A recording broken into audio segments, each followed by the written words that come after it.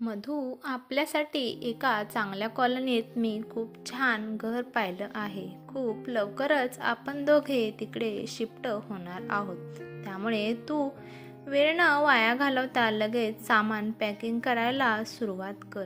सागर खूप खुश होऊन मधूला म्हणाला. पण मधू सागरच्या बोलण्यावर खुश झाली नाही. ती आश्चर्याने तिच्या नवऱ्याकडे पाहत म्हणाली की अरे सागर, तू हे काय बोलत आहे? मला समजत नाही का? मधू, यामध्ये समजण्यासारखी काय गोष्ट आहे? मी तुला सरळ सांगत आहे की आपण हे घर सोडून आपण तिकडे शिफ्ट व्हायचं आहे. तू पण ना मधू, समजत नसल्यासारखंच करते. मधू म्हणाली की म्हणजे सागर, आई बाबांना दोघांनाच या घरात सोडून आपण दुसरीकडे जायचं? तुम्हाला समजत नाही का की समजत असून वेड्यासारखं करत आहात? हे बघ मधू, माझ्या दोन्ही पण भावांनी आई वडिलांची जिम्मेदारी घेतली पाहिजे. मी आता खूप दिवस आई वडिलांना सांभाळलं आहे. मी आता कंटाळलो आहे. आता तेच आई वडिलांना सांभाळतील. हे आई वडील फक्त माझेच नाहीत, ते आई वडील माझ्या दोन्ही भावांचे पण आहेत. सागर कोणताही विचार न करता बोलत होता. त्याच्या बोलण्यात असं दिसत होतं की त्याला त्याच्या आई वडिलांची कोणतीच काळजी नव्हती. मधू म्हणाली की सागर, मला वाटलं की तुम्ही हे सगळं मस्तीमध्ये म्हणत आहात, परंतु तुम्ही सिरियस आहात. आणि मला सांगा, या वयात आई बाबा कोणाच्या आधाराने राहणार आहेत?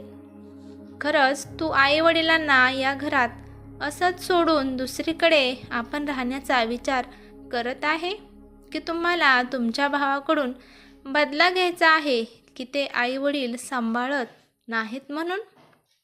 सागर म्हणाला की मधू, तुला हे सगळं माहीत असून पण तू का विचारत आहे? मधू म्हणाली की सागर, मला सगळं माहीत आहे, परंतु यामध्ये आई बाबाची काहीसुद्धा चूक नाही. तुझ्याकडे पाहून मला असं वाटत आहे की आई वडिलांना सांभाळणं तुझी जिम्मेदारी नसून तुला वाटत आहे की हे एक काम आहे. अरे सागर, हे आपलं सौभाग्य आहे की आपल्याला त्यांची सेवा करायला भेटत आहे. ठीक आहे सागर, मला एका प्रश्नाचे उत्तर दे.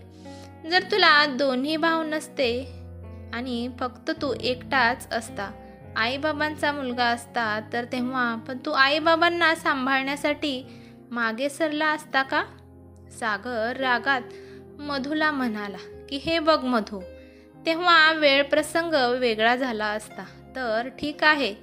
तू विचार कर की जर तू तुझ्या आई वडिलांचा एकुलता एक मुलगा असता आणि जर तू त्यांना सोडून दुसरीकडे राहायला जाणार आहे आणि हे सगळं तुझ्या आईवडिलांना कळाल्यावर त्यांचं किती मन दुखेल याची कल्पना तुला येत आहे का?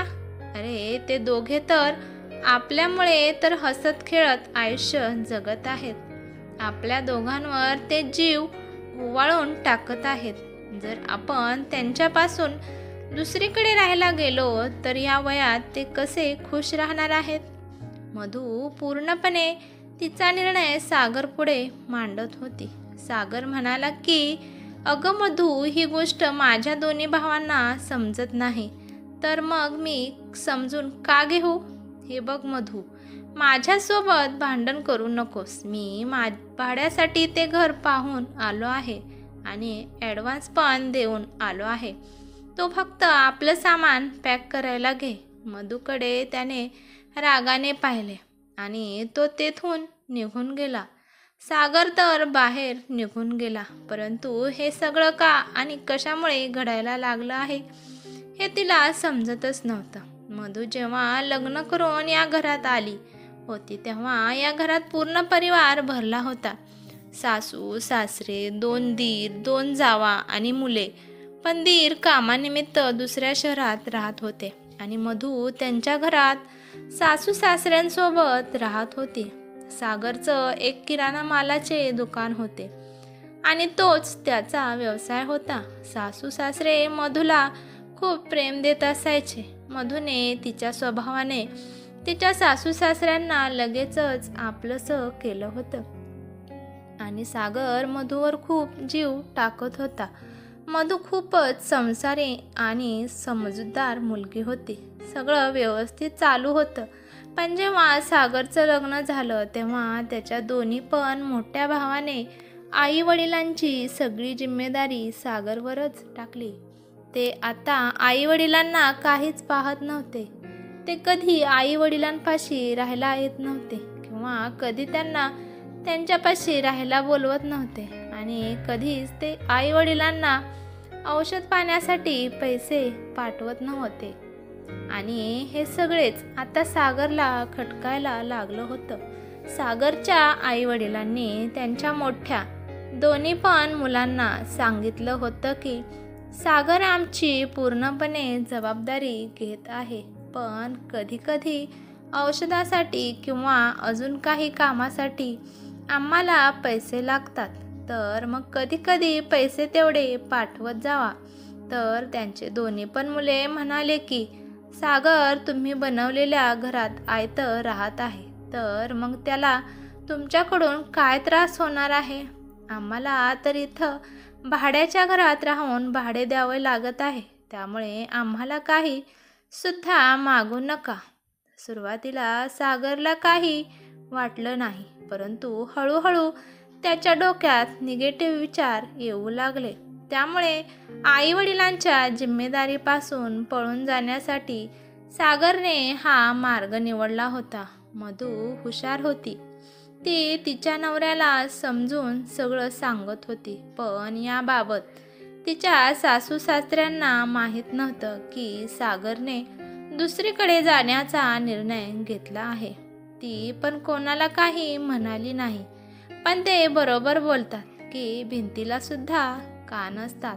आणि अशा प्रकारे मधूच्या सासू सासऱ्यांना पण उडत उडत सगळं कळालं होतं, पण ते बिचारे काहीच बोलू शकत नव्हते, कारण दोन्ही पण मुलांनी त्यांची साथ सोडली होती. तर मग ते सागरकडून काय अपेक्षा करणार होते? ते शांत मनाने देवाचे परीक्षा पाहत होते की खरंच त्यांच्या मनात काय सुरू आहे. पण हा मधूवर कुठे ना कुठे त्यांचा विश्वास होता. त्यांना माहीत होतं की मधू हे सगळं विस्कटून देणार नाही. जेव्हा आपण सागर मधूला हे सगळं बोलत होतं तेव्हा बाहेर बसलेले ते दोघे त्यांना स्पष्ट ऐकायला येत होतं. तरी पण ते काही म्हणाले नाही. त्यांना काही वाटले नाही, परंतु नातवाशिवाय कसं राहायचं हा विचार येऊन त्यांच्या डोळ्यात पाणी आलं. म्हातारपणात जेव्हा नातवंड जवळ येऊन खेळतात तेव्हा आपलं सगळं दुःख आपण विसरून जातो, पण जर मुलेच इथून निघून गेले तर काय होईल हा विचार त्यांच्या डोक्यात येत होता. सागर जेव्हा बाहेरून आला तेव्हा तो याच गोष्टीसाठी स्वातीवर ओरडत होता, परंतु मधू या पापासाठी भागीदार बनणार नव्हती. तो तिला म्हणाला की मधू शांत मनाने सगळं सामान बांधायला घे आणि माझ्यासोबत याच्यावर एक शब्द पण बोलायचा नाही. जे मी सांगेल ते तू तसंच करायचं आहे. त्यानंतर मधू म्हणाली की ठीक आहे, जर तुमची हीच इच्छा असेल तर इच्छा मी पूर्ण करते. मी मुलांचं आणि तुमचं सामान पॅक करते, परंतु मी आईबाबांना सोडून तुमच्यासोबत तिकडे येणार नाही आणि हा माझा हट्ट आहे आणि मला पण यापुढे एक शब्द ऐकायचा नाही. सागर मधूचं बोलणं ऐकून थक्क झाला. तो म्हणाला की अगं मधू, तू हे काय बोलत आहेस? अगं मी आणि मुले तुझ्याशिवाय कसे राहू शकतो? तर मग तू सागर हा विचार का करत नाही की आपण निघून गेल्यावर आई बाबा आपल्याशिवाय कसे राहणार आहेत? काही पण झालं तर मी आई बाबांना सोडून येणार नाही. असं म्हणता म्हणता मधूच्या डोळ्यात पाणी आलं.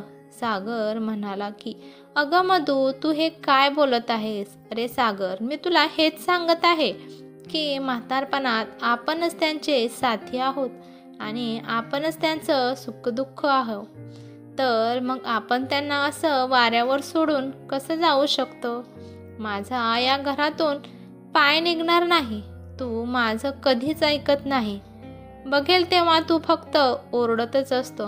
हे बघ सागर, शांत मनाने विचार करून बघ. मी जे काही बोलत आहे ते चुकीचं आहे.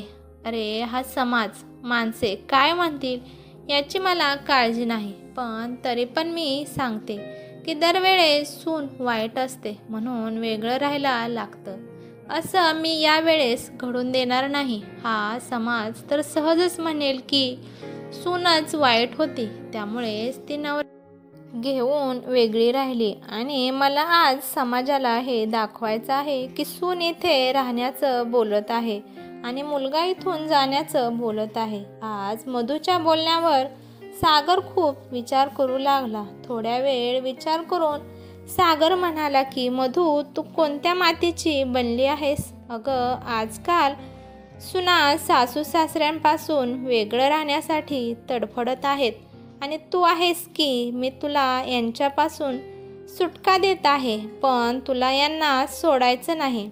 मला तुझ्यासारखी बायको मिळाली हे माझं सौभाग्य आहे. त्यामुळे मी ज्या वाईट रस्त्यावर चाललो होतो त्या रस्त्यावर मला तू पाऊल पण ठेवून दिलं नाही. माझ्यापेक्षा माझे आई वडीलसुद्धा भाग्यवान आहेत की त्यांना तुझ्यासारखी सून मिळाली आहे. आज खरंच सागर मधूच्या पुढे नतमस्तक झाला होता. सुनाचं आणि मुलाचं बोलणं सासू सासऱ्यांना ऐकायला येत होतं. त्यांना मधूचं बोलणं ऐकून त्यांचं मन प्रसन्न झालं होतं. तर खरंच मधूसारखी सून घरात आली तर कोणताच मुलगा आई वडिलांपासून लांब राहणार नाही. ही कथा कशी वाटली ते मला कमेंट करून नक्की सांगा. कथा आवडली तर लाईक शेअर नक्की करा आणि चॅनलवरती नवीन असाल तर चॅनलला सबस्क्राईब करा. धन्यवाद.